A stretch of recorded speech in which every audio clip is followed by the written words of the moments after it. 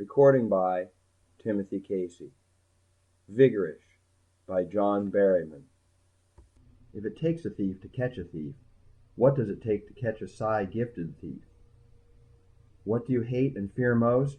I know a girl who gags and throws up at the mere sight of a bird. Poor kid. When she was a barefoot moppet, she stepped on a fledgling robin in the grass.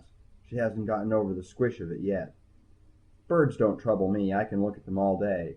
It takes snakes to give me the green shudders. I hate them. She was getting better at them, I decided. This was the fourth one since breakfast, and the roughest looking of the lot. It was a diamondback rattler, and it lay coiled on the rug at my feet. I turned my swivel chair slowly back to my desk and riveted my eyes to the blotter. Snakes are ghastly things, but there was no future in letting them shake me up. I bent over my swivel chair and swung my left arm like a flail just below the rattler's raised head. He struck at me, but late, and missed. The swipe I took at him should have swept him over, but he got his coils around me. When I heaved back up straight before my desk, he was as neatly wrapped around my forearm as a Western Union splice. Enough of his tail was free to make that buzz that means look out. About a foot of his business end stood up off my arm. His forked tongue flicked out over his horny lip, pink and dainty. "Now vanish," I said to the snake. It didn't. Instead, the door to my office opened, letting in a little more of the unmistakable smell of the hospital, as well as old Maragon, Grand Master of the Lodge. He was complaining and shaking a finger at me as he came toward my desk. He didn't jump more than a foot when he got a look at my arm. His shaggy gray eyebrows climbed way, way up his forehead in a mutely shouted question. I wouldn't give the old goat the time of day. When I deadpanned him, he shrugged and lowered himself into the chair beside my desk. "Thought you hated snakes, Lefty," he said. "A guy could get used to almost anything, Grand Master," I said. "I found a cobra under my pillow when I rolled out of the sack this morning. A coral snake fell out of the folds of my towel when I went to take a shower. Somebody stashed a bushmaster here in my locker to meet me when I dressed for surgery. I'm getting almost fond of snakes." Maragon semaphored doubt by squeezing his eyebrows down in a scowl. "Even real snakes?" he protested. "It's the most artful hallucination I've ever experienced," I granted. "This snake has weight, a cold feel, and a scratchy scaliness. This new witch of yours really knows her stuff. I just would have thought—" I dribbled off, raising my shoulders. "Thought what, Lefty?" "Oh," I said, "that it was somehow beneath the dignity of the Grand Master to drag himself down here to the hospital just to add a little conviction to the hallucination. I mean, working up a big entrance and all this pretense of yours seeing a snake." His smile was a little weary. "Try a lift, Lefty," Maragon said. He had finally overplayed his hand. Hallucinations don't respond to telekinesis. There's nothing there to lift. I fixed on the rattler's crouching head and lifted. The TK jerked the S-shaped curve out of his neck. I could feel his coils fight my lift. At some moment there I must have gotten to the point that this snake was real. I guess I was screaming and shaking it from me for 5 minutes after Maragon had unwrapped the coils from my arm. All right," I said, shaking my head. "So it had no fangs. You still got me sold. I'll go to Nevada for you." I'd have gone clear to hell to get away from that hallucinating witch he had working on me. I'd gotten used to hallucinations, but who can get used to the doubt that one of those dreadful visions is real? I had had my lesson. It served me right, of course. It had begun when Pino Rose had first visored me from Lake Tahoe. I told him no. Too busy, much too busy with the TK surgery at Memorial Hospital. It didn't mean a thing to me that some crossroader with plenty of TK was stealing the Sky High Club's casino blind. But Pino had known me from my days on the Crap Patrol, and wasn't much impressed that I had reached the 33rd degree. He'd gotten the senior United States Senator from Nevada to put heat on the lodge. When Maragon first visored me on it, I simply refused to discuss it and switched off. That was the big mistake. I had an obligation to the lodge for my TK training, and there was no honorable way I could turn my back on it. The Grand Master is patient, if deadly. Old goat. And he came after me in person. I'd just walked out of surgery and was still in mask and gown. The surgeon who had done the cutting while I put the TK clamps on the inaccessible arteries was at my side, breathing a sigh of relief that the patient hadn't died on the table. He'd still die, I figured, but not on the table. I felt the fluttery rasp of his heart muscle as it had strained against my lip. He didn't have too long. "Thank God for a dry field," the scalpel surgeon said, politely holding out his left hand to me. I shook it with my left. That's why I hadn't done the cutting, too. There aren't any one-handed surgeons. My right arm looks fine, it just hasn't any strength. Old Maragon had told me once that my TK powers were a pure case of compensation for a useless arm. The surgeon dropped my hand. "You're the best, Wally Bupp," he said. He's too good a friend of mine to call me Lefty and remind me that I'm a cripple. It was Maragon who did that. I hadn't noticed him, but somebody gave me the grip, and I looked around. He was back against the wall, short, gray, and square. I gave his earlobe a TK tug in return, harder perhaps than was necessary, and nodded for him to follow both of us to my office. "We'll have to talk about it, Lefty," he said as he closed the door against the smell of iodoform. "No, we don't," I said. "I don't care who is losing how much money at Pino Rose's Sky High Club. Right here in this hospital people are dying. Ask old Thousand Cuts," I went on, nodding to the scalpel surgeon. "We just pulled one out of the fire. When does this come in second best to saving the skin of some tin-horn gambler?" "Your lodge obligations come first," he said quietly. "We have a replacement for you here. Here's your ticket for Lake Tahoe," he added, holding out an envelope from a travel agency. "I'm staying here, Maragon," I said. "I'm a TK surgeon. I'm all through with tipping dice." "You may not find it practical," he said, getting up to leave. Well, I hadn't. 3 snakes inside my head had made me a sucker for the real one on my arm. Maragon had made his point.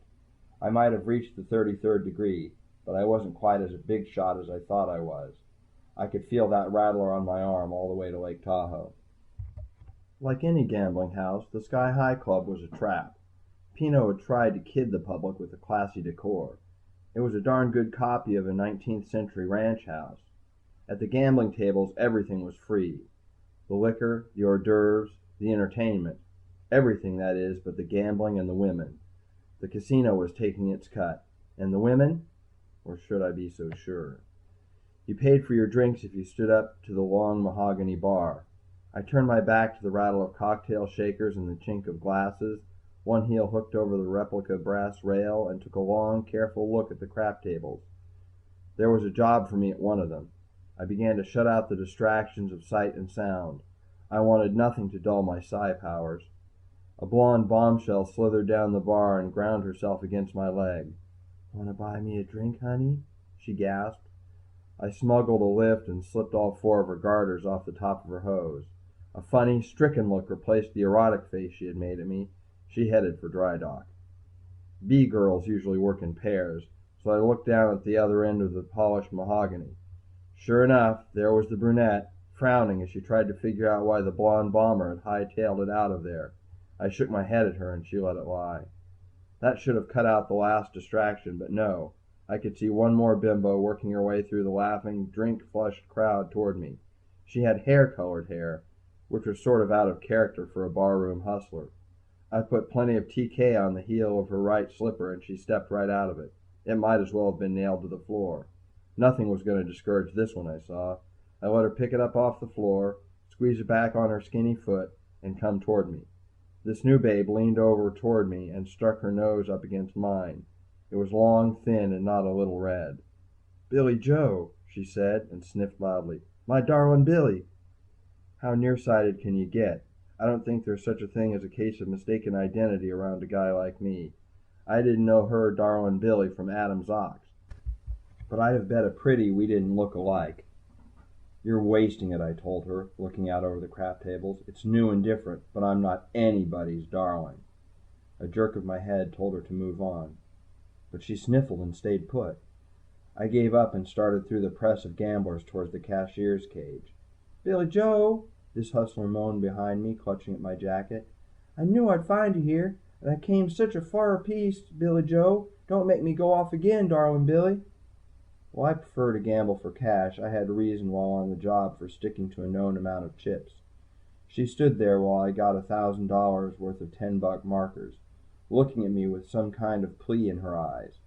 This again was not in the pattern. Most hustlers can't keep their eyes off your chips. She puppy-dogged behind me to the crap table I had decided needed my attention. It was crowded, but there's always room for one more sucker. And still one more for the sniffly girl with the hair-colored hair pressed against my useless right arm when I elbowed my way in between the gamblers, directly across from the dealers.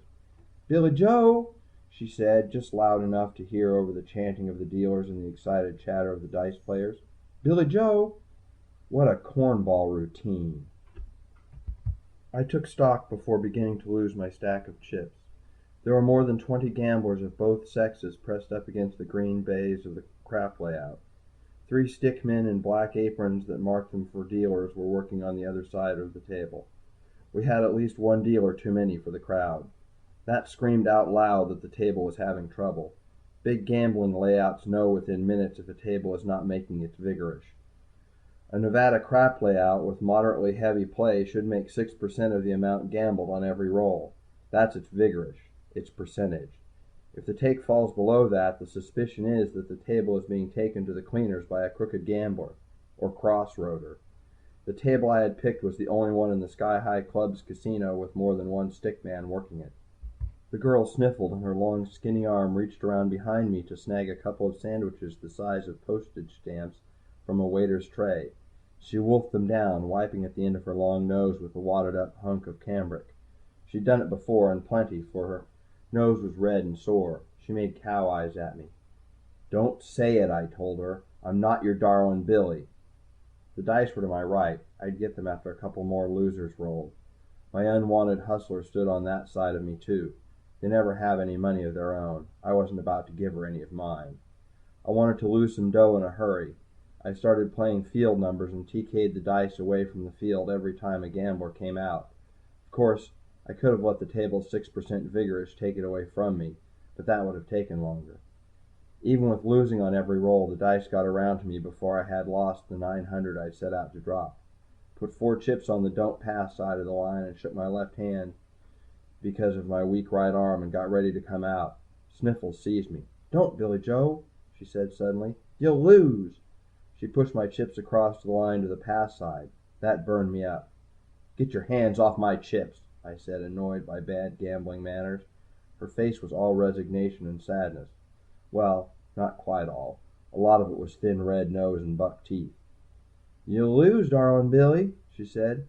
"Pull those chips back," I said. Her eyebrows shrugged, but she did as I told her. I came out and tipped the dice to 11. I kept the dice, but lost my chips, which is what I wanted.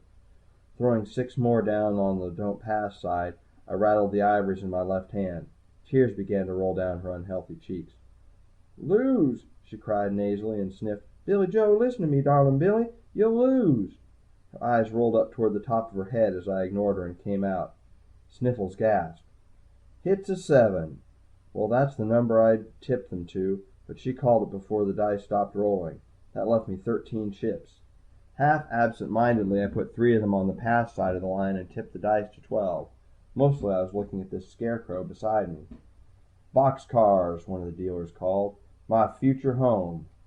But he wasn't as quick as Sniffles. She had called the turn before the galloping dominoes bounced from the back rail. The boxcars cost me the dice. The next gambler blew on them, cursed, and rolled. I didn't bet. Spent the next couple of rolls looking at her. The girl was a mess. Some women have no style because they don't even know what it means. Centuries have taught them to be lean and hungry looking. This chicken was underfed in a way that wasn't stylish. They call it malnutrition. Her strapless gown didn't fit her, nor did anybody within 20 pounds of her weight. She was all shoulder blades and collarbones. I suppose that a decent walk would have given her some charm. Most of those hustlers have a regular Swiss movement.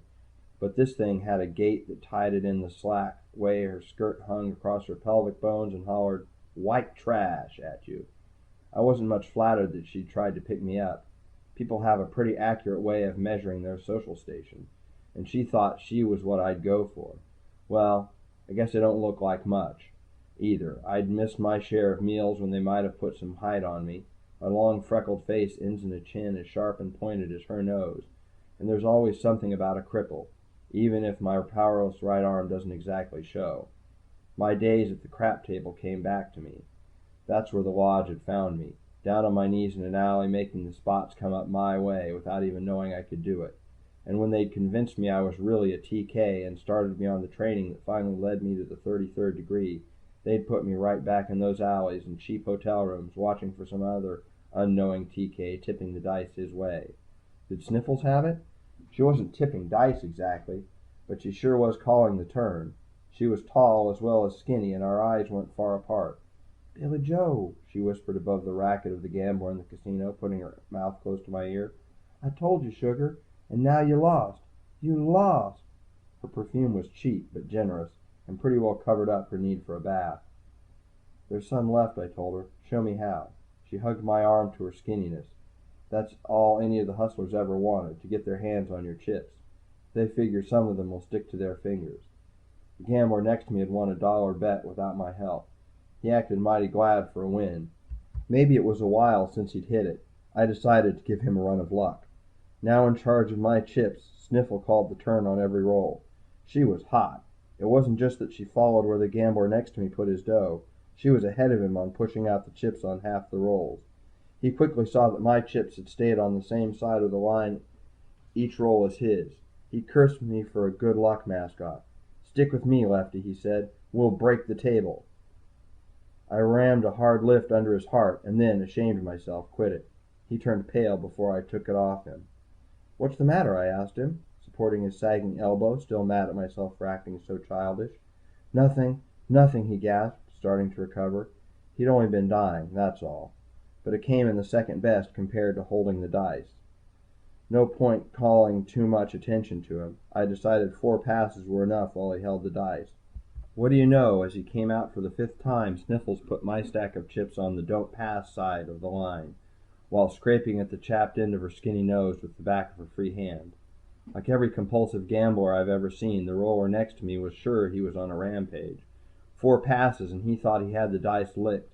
"Ride with me," he yelled at Sniffles, who plainly had the management of my chips. "No mo," she said. "You'll lose."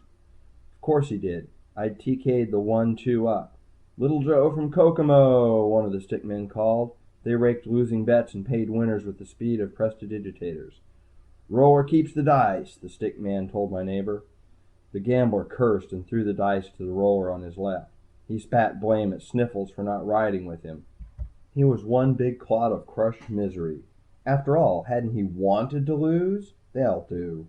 I couldn't get very upset over his curses. So far he had lost $1 net. And he'd had some action. So much for gamblers. I kept control of the dice while each new gambler handled them. I was having a good night. Of course, by that time I had handled the dice, which always improves my TK grip. Every point I'd TK'd came up. For all the perception I kept on the ivories, I could sense no other TK force at work, which, after all, was the whole reason for my gambling. The interesting note was the way Sniffles handled my chips. Sometimes more sure than others. She occasionally let a winning stack ride. On other rolls she keened and chanted oddly to herself, eyes closed, and pinched down most of the stock. But she was never on the wrong side of the pass line. I kept track, not wanting my stack to build up past the 1,000 with which I had started. Most of all, I watched the skinny gal dope the dice, sniffle, and wipe the end of her nose. She was one homely sharecropper, that was a fact. But she had a nice feel for Lady Luck, or for what I planned next. Wanting to come out with an even 1,000, I adjusted the size of her last bet. When I won it, I pulled my chips off the table, which Sniffles didn't resist. She used the lull to grab a handful of sandwiches from another waiter's tray. A gambler at the far end of the table came out, calling loudly to the dice. The cubes made the length of the table, bounced off the rail, and came to a stop dead center, between me and the 3 stickmen on the black aprons. That's the instant when every eye is on the dice, trying to read the spots. And that's when the dice jumped up straight off the bays, a good 6-inch hop in the air, and came down snake eyes. The old signal. Wow, I'd had it. "TK!" somebody yelled. He might as well have screamed fire, the way that mob of gamblers scuttled away from the table. "No dice," one of the dealers said automatically. He raked the hopping cube sadly to him with his hoe-shaped dice stick. I made a break for it with the rest of the crowd, trying to keep my eye on Sniffles. But she had the sure loser's touch of slipping away from any authority. She vanished into the milling mob. My last glimpse had been of a skinny arm reaching up to pluck some more free hors d'oeuvres from a tray as she fled. I should have saved myself the trouble. They had a bouncer on each of my elbows before I'd moved 5 feet. They carried more than dragged me into a private dining room behind the bar. It went along with the ersatz rustic decor of the rest of the Sky High Club. There was sawdust on the genuine wood floor, big brass spittoons, and a life-sized oil color of a reclining nude done with meaty attention to detail. Behind a small mahogany-topped bar, stacks of clean glasses vied for space with labeled bottles on the back bar. One of the stickmen followed us into the room, taking his apron off as he closed the door behind him, shutting out the roaring clatter of the casino. "Crossroader," he hissed at me. I should have known what was coming, but I missed it. He slapped me hard across the face, saving his knuckles, but not doing my jaw a whole lot of good. I would have fallen clean over, but the bouncers were still tight on my elbows. "Wait," I tried to say, but he cuffed me with the other hand, harder, if that were possible. This is the moment when you have to stop and think. A blackout is quite effective. It's hard to hit when you can't see. And there's something mighty unnerving about being stricken suddenly blind. Oh, face it, I suppose the real reason I felt for the artery supplying blood to his retina was that so few TKs can do it. I clamped down tight and his lights went out. He cried out in fright and both hands came groping up in front of him, his fingers trembling.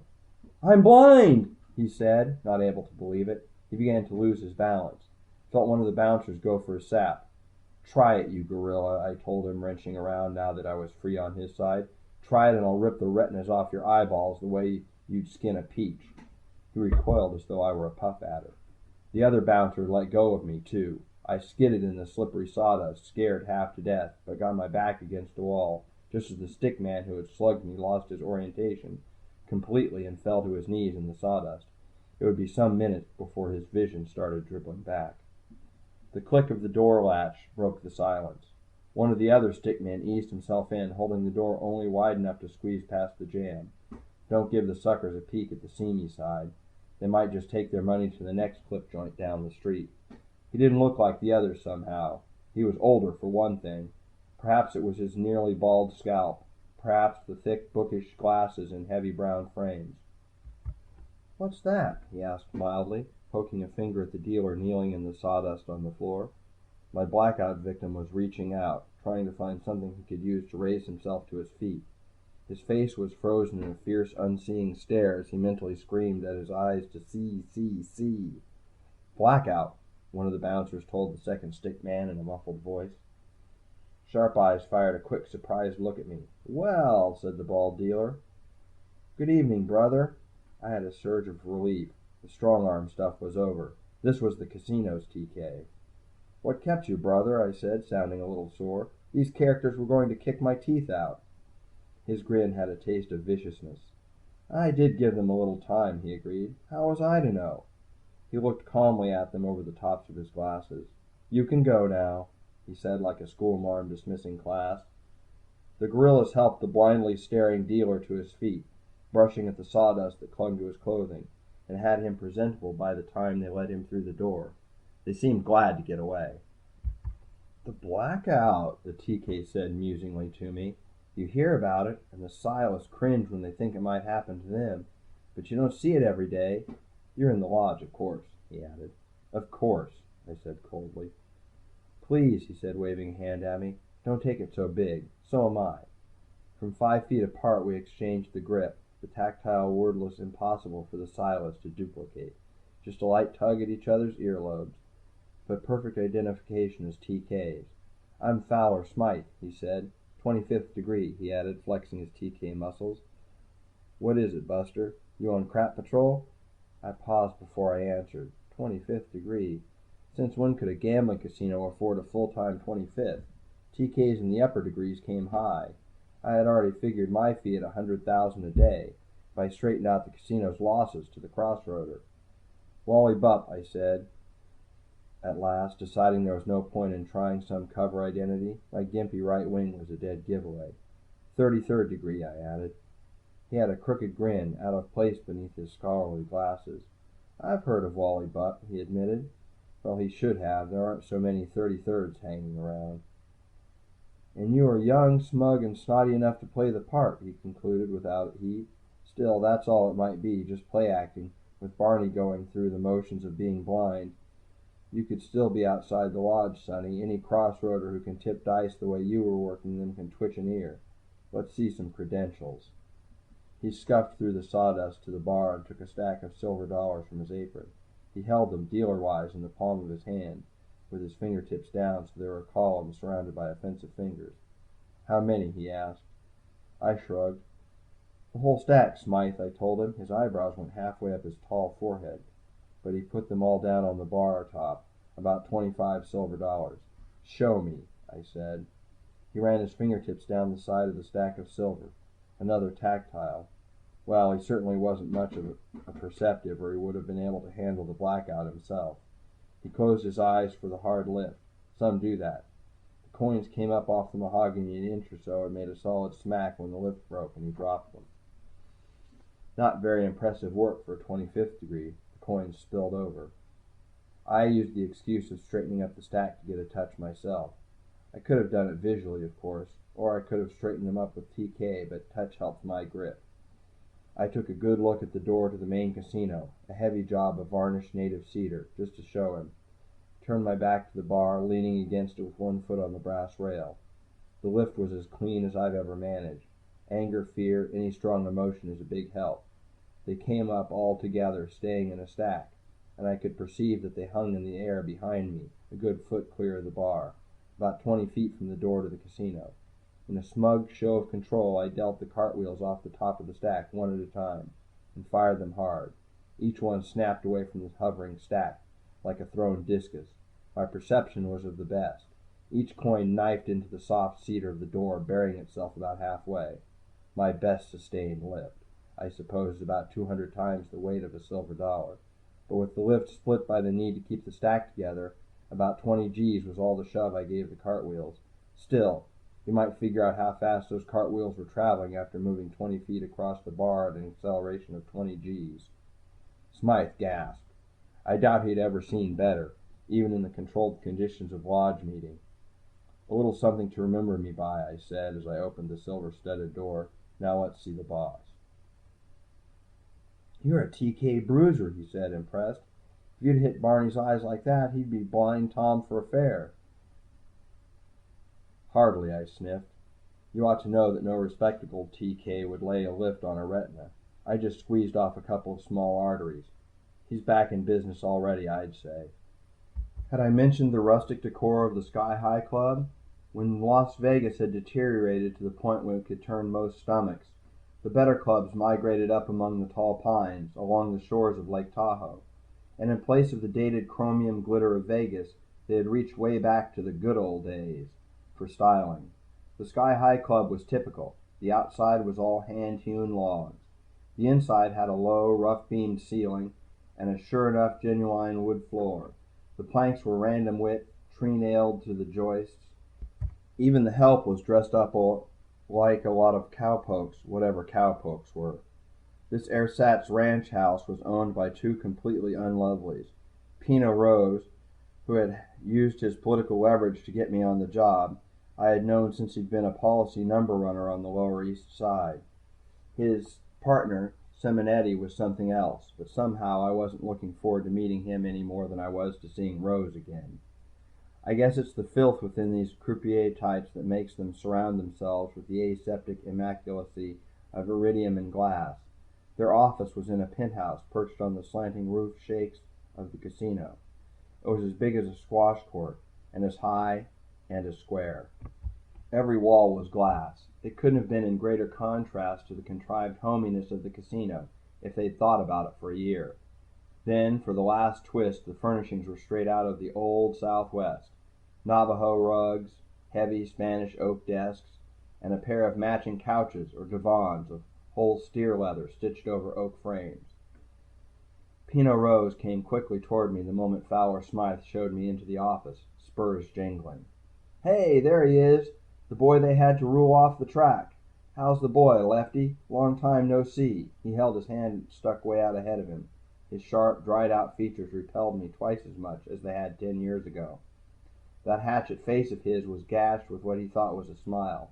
I've seen sharks with a pleasanter gape. Naturally, I didn't take his hand. "Hi, Pino," I said. He jerked his hand back and straightened up.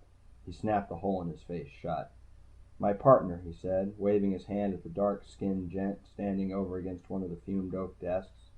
"Slime, meet Lefty Buck, the hottest TK artist with dice in the whole damn country." Simonetti leaned against the desk.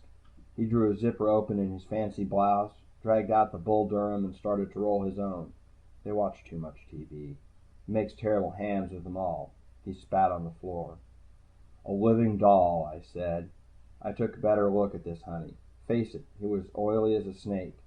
Cleaned up as much as possible, but not enough. No amount of Dude Ranch duds, gold spurs, or Indian jewelry could hide his stiletto mentality. He was just a tenderloin hoodlum with some of the scum scraped off. Well, I should know, so was I. Simonetti finished licking the seam of his roach. He came forward as he lit it and blew too much smoke in my face. "What are you doing here?" he said in a husky voice. "I told Rose no dice. We need another TK like we need a hole in our head."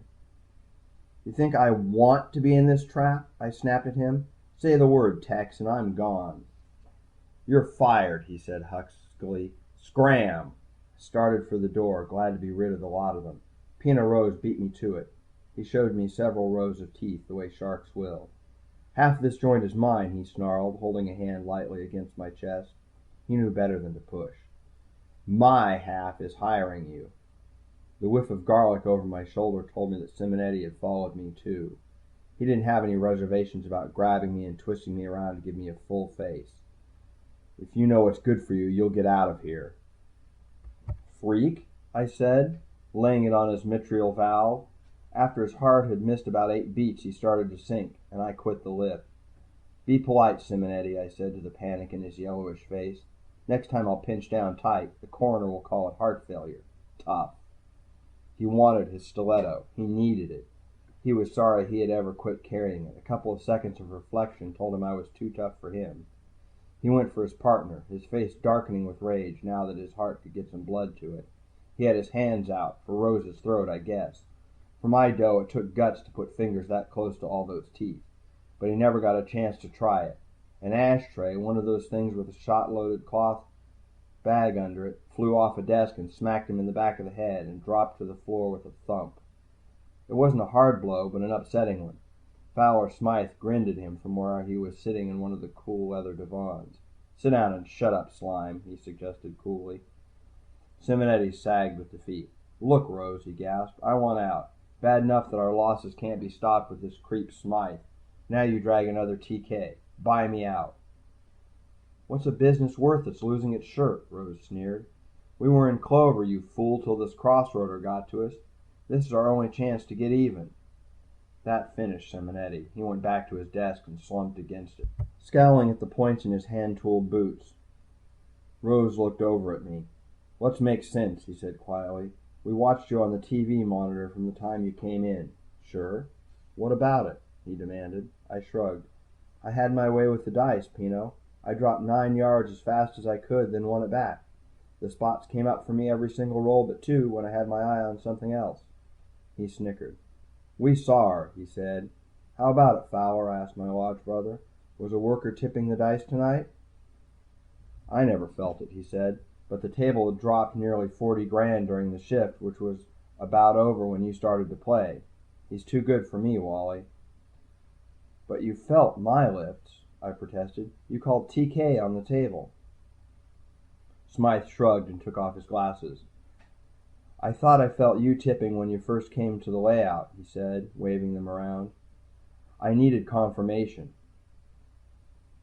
But it was smooth work, and I could hardly be sure. Most of these maverick TKs strong-arm the dice, and they skid across the layout with their spots up. You're way ahead of that. You don't touch them till the final few tumbles. And then you were losing, and I couldn't see that the table was being hit." "I thought it was a smart move," I explained. "I was still controlling the dice, and if there'd been a crossroader working, I should have felt him skidding them." Smythe nodded. "Of course," he added. "I could feel you more clearly after you got the dice, and later, while that scarecrow was with you, handling your chips. You were building a stack, so I fingered you." "Careful," I said sourly. "You're talking about the woman I love." There was a strained moment of silence, then they all laughed. She'd been a sight, all right. Simonetti came alive with that one. His husky voice cut in on the laughter. "Where does that bag fit?" he demanded. "No idea," I said truthfully. "A random factor. I don't think she fits." "Something has to fit," he yelled in his oversized whisper. "How about the way our losses follow Curly Smythe around from table to table?" This was something. "The table you watch is the one that gets hit?" I asked Smythe. He blushed clear to the top of his bald head. "A subtle, nasty operator," he said gruffly. "And he's had the gall to stick it in me pretty bad. Wally, what Syme says is true." Well, this we wouldn't stand for. I didn't give a care if every gambling house in Nevada went broke, but Smythe was in the lodge, and it finally made sense that the lodge had sent me to bail him out. I gave old Maragon my mental apology. The Grand Master wouldn't stand still for anybody's making a fool out of the lodge. Still, nobody that good is out of captivity, I snapped. I don't believe it. It's not TK that's robbing you. "Oh, ridiculous," Rose said, showing his teeth. "Gambling is our business, Lefty. Don't you think we could spot any of the ordinary kinds of crossroading? This is TK, and it has real voltage. We can't spot it. We've got to have psi power do it for us." "Maybe," I agreed, "but no TK can do it if Smythe can't. Have you tried a PC?" Simonetti grabbed a piece of heavens in rage. "No!" he yelled in a loud whisper. "None of your crystal ball witches in here." I knew how he felt. PCs give me the collywobbles too. "What's the matter with precognition?" I asked him. "If this crook has got you stuck, Rose is right. Only Psi-Force will get you out of this jam. If you know in advance where this operator is going to hit you, you can nail him. There's a dozen techniques." Pina Rose looked at me from under lowered brows.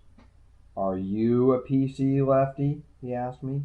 "No," I said shortly. The lodge had proved that several times, in spite of my strong feeling that I had flashes of precognition. Why should I resent not having PC? How many psi personalities have more than one power? Not many. And as for precognition, as Simonetti said, more than their fair share is possessed by wild-looking women. Like Sniffles, I thought suddenly. "Well," said Rose, turning back to his partner, "let Syme and me talk it over. Maybe we should get a PC." "Nuts," Simonetti told him. "I'll think it over too," I said. "See you tomorrow." I turned to go. Simonetti and Smythe followed me out, each for his own reasons, I guess, leaving Rose behind in the cube of glass on the roof, looking like he was going to turn belly up and take a bite out of the PBX on his desk. I wasn't exactly shadowed, but I knew someone had his eye on me as I wandered the crowded casino, looking for Sniffles. As far as I could make out, she had vamoosed without trying to hustle another sucker. Her percentage of my winnings had certainly been a disappointment to her. At last I went down the ersatz wooden steps into a neon-gashed night and started across the nearly deserted main drag toward the motel where I had registered. A powerful turbine howled as a car pulled away from the curb, perhaps 100 yards up the way. His lights came on and snapped up to bright. I had a perfect flash of PC. I do have moments of it, no matter what the lodge thinks. The car was going to take a dive into the fountain pool in front of my motel, but it sure didn't act like it. I froze in the middle of the road, hearing rubber scream as the driver floored the throttle and hurtled the automobile right at me.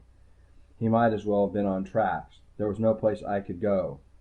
I was in the middle of a 6-lane boulevard, and I could never make either curb before he ran me down. This is when it pays to be perceptive. I've talked to many TKs about how they visualize their lips. We all conceive of it differently. With me, a real strain is like shining a bright beam of light on the spot you're lifting. Be glad, Wally Bupp, I had time to tell myself. Be glad for a mechanical mind. Where do you lift 4,000 pounds of car aimed right at you? Well, there's a small valve that can't weigh half an ounce, lightly spring-loaded, that is the power steering mechanism. I seared a lift at it. You know what happened. The feedback of the power steering wrenched the wheel from the driver's hand. It was 10 times as strong as he was, dragging its power as it did from a 400 horsepower shaft turning 30,000 RPM.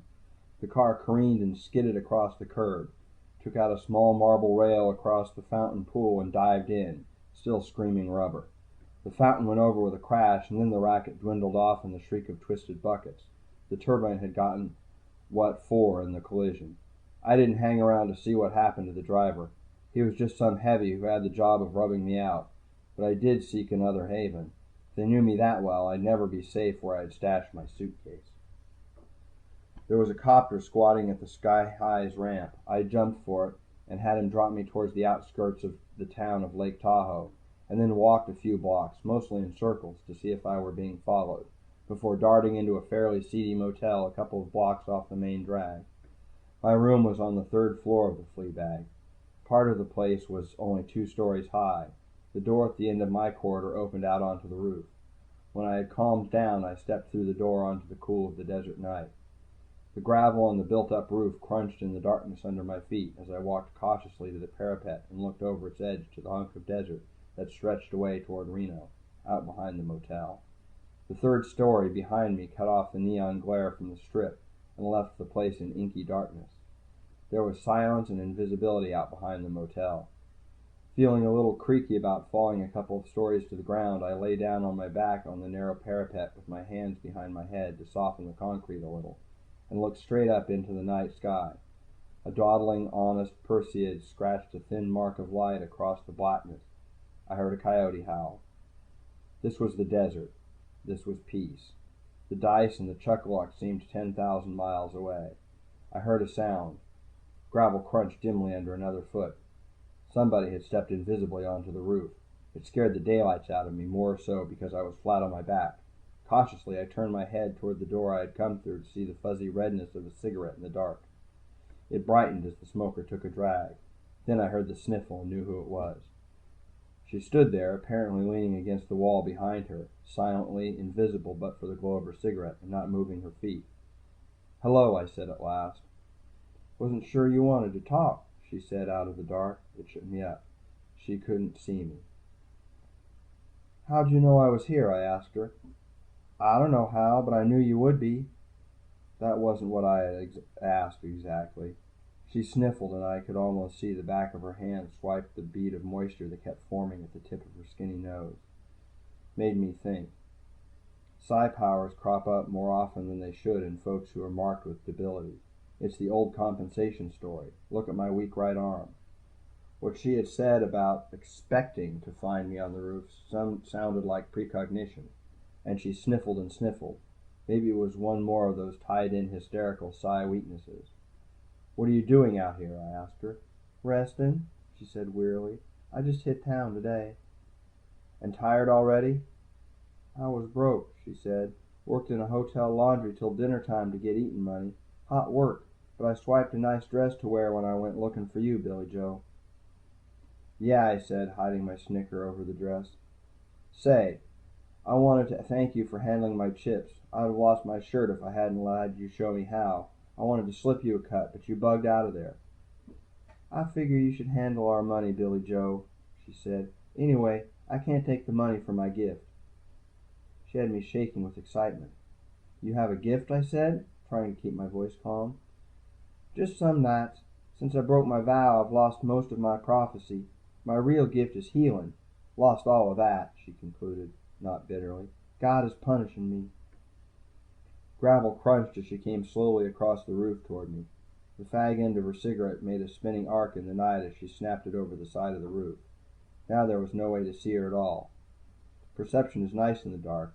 I tracked her automatically. "What was the vow you broke?" I said. She sighed near me. "Divorce my husband, my own darling Billy," she said. "There's no divorce in heaven." "Tough," I said. I thought I was her darling Billy. Talk about double think. "Will you miss never having a man again? I mean, once you've been a wife," I added, letting it drift off. "God has been good to me," she said out of the dark. "He let me see my own future, that he would give me a husband again." That was a curve. "Isn't that an even worse breaking of vows?" I said. "I mean, if in God's sight you're still married to Billy Joe." "Would be," she conceded from the black, now right next to me. "But he told me that the man I would seek would be Billy Joe. It's a miracle work for me." Her voice lowered. "A miracle that come to pass tonight, my darling Billy." A shiver ran its fingers up my spine. She meant every word of it. I was her darling Billy. I wasn't in any mood to get married, and least of all to a seeress. Precognition is the least understood of the psi powers, and the most erratic. but of all people I could least afford to sneer at the power of psi.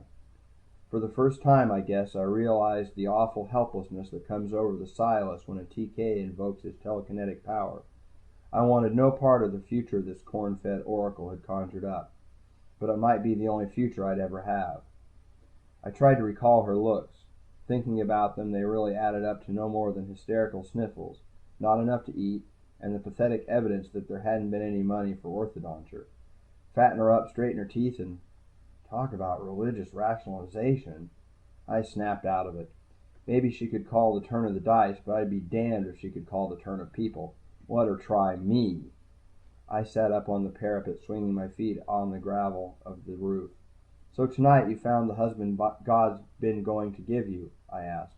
Yes, she said softly. And I'm the one. Yes. Not that again, I growled, grabbing her thin shoulders and shaking her. Her glasses bobbed on her nose. I'm not your darling Billy, and you well know it. Admit it. She closed her lips over her buck teeth and sniffled. I reckon not, she said, raising her head and looking at me without flinching. I lied to you. Why? Kind of made me feel more decent about being divorced. I gave her a last shake for the lie. Let's have it, I went after her. How much of what you've been feeding me is just window dressing? She shrugged but stayed silent. Have you been married? I insisted. Yes, Billy Joe. And divorced? Oh, darling Billy, she sighed. I just shouldn't have never done that, but I did. Talk English, I snapped. This chitterlings and corn pone are just more window dressing, right? Her face was solemn behind the glasses. When you are a smart girl and you know the future too, they hate you and try to hurt you, she said. They don't seem to mind so much if it comes from a piece of white trash that never could be no account. By the time I was 12 or so, I just learned to act a little stupid and corn-fed. This, her longest speech, she delivered in the quiet, neutral American, the speech that covers the great prairie states and is near accentless and pure American English ever is. It branded her Ozark twang as a lie, and a great many other things about her, but it added something very solemn to her claims of prophecy. All this, I said, because you see the future? Yes, Billy Joe.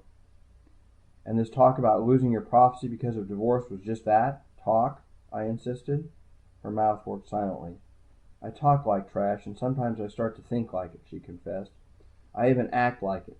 I've tried not to see things a-comin', but, she added, drifting back into her Ozark lingo, I always knowed I was to find you. I knowed I was to go and search in spots of sin, for there you would be, and it kept me getting stronger on me where to seek. This night I knew it was the time. I never got a dress and all before. Chilly fingers touched me again. Still, what she was saying made some kind of weird sense. What about the healing? I tried, feeling a trap slowly descending over me. She smiled at that. I guess I put that punishment on myself for what I done, she said. Then you can still heal the sick? I asked. She shrugged. I want you to try, I added. Not till I get a sign, she said, moving uneasily.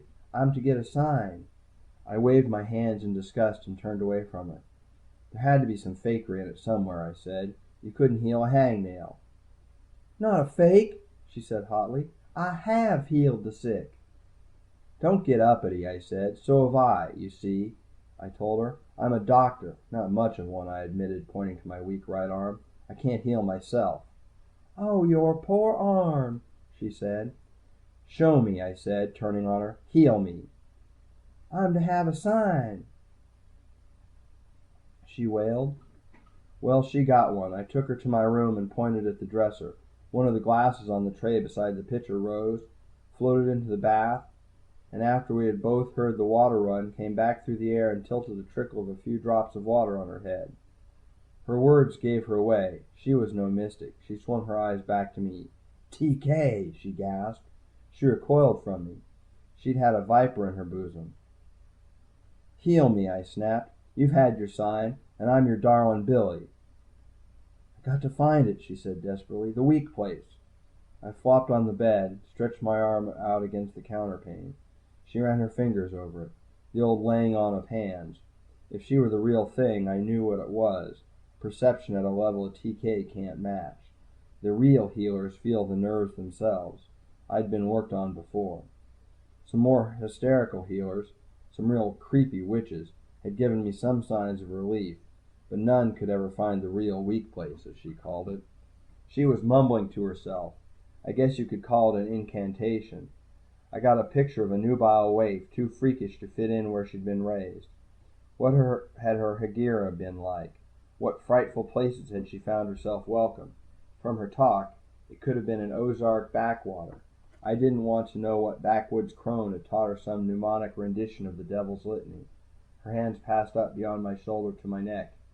"It's in your head," she said. "Your darling head." Fingers worked over my scalp. "Oh, there," she gasped. "It's a-hurtin' me. Hurtin'. I'm a-draggin' it off'n you." Her backwoods twang sharpened as she aped some contemporary witch. Hurt? She didn't know what it meant. She fired a charge of thermite in my head, and it seared its way down my arm to my fingers. My right arm came off the bed and thrashed like a wounded snake. She wrestled it, climbed onto the bed, and held it down with her bony knees, her fingers kneading it, working some imaginary devil out through the fingertips, till the hurt was gone. We sat close together on the edge of the bed at last, as I worked and moved my arm, one of us more in awe of what had happened than the other. It was weak, with those flabby, unused muscles. It had to be, but I could move it to any normal position. "I've never done like that before," she breathed. "Just small ailin'." "You're a healer, all right," I said, "and a prophetess too, from what I saw at the dice table." "You know what a psi personality is?" I asked her. "Say, what is your name, anyway?" "Pheloa," she said. "Yes, I've heard of them," she said. "You're one," I told her. "You can heal many people." She shook her head. "Only could do it 'cause I love you, Billy Joe," she said. "We'll teach you," I promised her. "Would you like to learn? You've heard of the Lodge, haven't you?" "Lordy!" she gasped. "You're as good as in it," I told her. "Now tell me, what am I going to do tomorrow morning?" She got up and started to pace the room, sniffling. "Why would you do that?" she said at length. "You're going to the bank first thing. You've got all that money. It's $1,000 bills. And you're writing on them." She frowned at me, sniffling again. "Do I really see it?" she asked. "Is that right?" "I'll make it right," I said. "Come on," I told her. "If we're going to stay up all night, we need fuel. How long since you've tackled a 20-ounce sirloin?" The Lodge has unmentioned influence. No, psi powers aren't a secret government, but what high official can afford to be at odds with us? They know where the Lodge stands. A little while on the visor as the east pinked up got me what I wanted.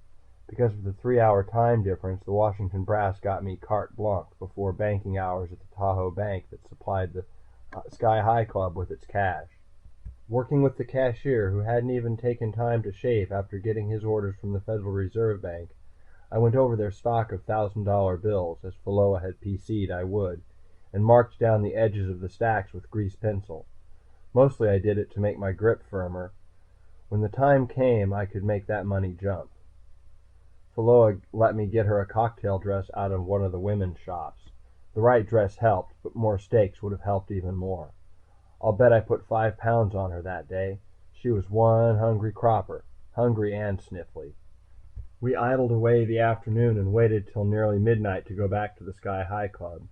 Action is about at its peak then, and if the Crossroader had been tipping dice again, as they suspected, they would have had to notice which table wasn't making its Vigorish. Plain enough where they were having trouble. Fowler Smythe was scowling through his glasses behind a table with Barney, the dealer I'd hit with the blackout. Their faces were sweating in the dry desert air. The table was being taken. "Now watch it, Pheloa," I said, as we squeezed into the crowd opposite the dealers. "Almost anything can happen. I want to know the instant you get a feeling. You understand?" She nodded and wiped at her drippy nose with a clean handkerchief. I'd gotten her a dozen. There was the same old racket. The burned-out voice of a chanteuse coming over the PA system from the dining room. Tried to remember the sultry insouciance with which it had sung "Eddie Was a Lady" in its youth. Waiters in Dude Ranch get-up swivel-hipped from table to table like wraiths through the mob of gamblers, trays of free drinks in their hands. This time Pheloa didn't have the same greedy grab for the hors d'oeuvres. She'd wrapped herself around a couple of pounds of high-quality protein before we had come to the casino. The gamblers were urging the dice with the same old calls, and the stickmen were chanting, "Coming out, 5's the point, and 7, the dice pass," and all the rest. The ivories had a way to go before they reached us. I gave Pheloa a stack of $10 chips and let her bet without making any effort to tip the dice. She still had it. She moved chips back and forth from pass to don't pass and won at every roll. I could see Fowler Smythe beginning to scowl as she let her winnings ride, building up a real stack. Without warning, she dragged down her winnings and leaned close to me, sniffling. "You'll get all wet." I looked around and seeing a waiter near me, he had just served drinks to the rear half of the table, to the gamblers nearest the dealers. His tray was still half full. This was the moment. It was a generalized sort of lift, the kind of thing that qualifies a TK for the 33rd degree. I heaved at the $1,000 bills I had had marked in the morning, without the faintest idea of where they were. The tray lurched in the waiter's hand, throwing glasses to the floor. Most of them shattered when they struck the real wood planks, splashing whiskey and mix on our legs. I looked across the table and grinned at Fowler Smythe. His scowl had an awful lot of forehead to work on. "What the devil?" I could read his lips say over the racket, but Barney, the stick man who'd felt my blackout, caught on a lot quicker. I was about to freeze him with a clamp on his thyroid. It's just as effective as wrapping your fingers around the throat. But Pheloa upset the apple cart. She grabbed my right arm, so newly powerful. "No, Billy Joe," she cried. "I don't want to die." "Who's dying?" I snapped. "He's shooting me," she gasped. "Shoot? With what?" I had one terrified moment. What to lift? What was aimed at her? At the last possible moment I saw it. His crap stick was a hollow tube, and he was raising it toward me, not Pheloa. I had heard of things like that. A gas-powered dart gun, silent and shooting a tiny needle with nerve poison in grooves cut in its tip. I lifted, but half in panic. Fowler Smythe squeezed his trigger, and the tiny dart leaped unseen across the crap layout. My lift had been way off. It should have thrown the stick toward the ceiling where no one would have been hurt. Instead, it merely twitched the crap stick, and the dart struck Pheloa in the left hand. She screeched a little and grabbed at the needle prick with her fingernails. You never know how much power there is in psi until you use it without restraint. I threw the crowd back away from us with a lift that nearly blacked me out, and had Pheloa on the wet boards of the floor before she could blink. She had only seconds to live unless I blocked all circulation to and from her arm. I found the spots in her armpit and lifted the veins and arteries into a complete block. A whiff of garlic told me that Simonetti had reached the table. He'd been watching on the TV monitor, of course. He knelt down beside us. "A doctor, quick," I said. "She's been pinked with nerve poison." "She's gone then," he said huskily. "Who done it?" "Fowler Smythe," I said bitterly. "A snake within the lodge. You might try to stop him, but your partner Rose is the real crook. Get the doc, then tie up Rose." "She's gone," he insisted. "Nerve poison kills right now." "He's right, Billy Joe," Pheloa said softly. "I'm going numb all over." "What did I tell you?" Simonetti husked at me. I'd had enough left to hit him sharply over the temples with the lip. "A doctor with antidote," I snapped. He trotted away. "Darlin' Billy," she said, and her heart stopped. She was dead. I picked her up in my arms and carried her to the same strata-strewn private dining room where they'd given Barney the blackout. I had to split the lift. The tourniquet was an absolute necessity, or more of the nerve poison would enter her system. But her heart couldn't stop. The brain can only stand a few seconds of that. I hadn't let it miss 3 beats. Even as I carried her from the casino, I lifted the main coronary muscle and started a ragged pumping, maybe 40 beats a minute. Once in the smaller room, I began artificial respiration with my mouth. The sawbones was there in 3 minutes. I guided the tip of his hypodermic into a vein in her right arm, the one that still had blood coursing through it. He depressed the piston, pumping the antidote into her bloodstream.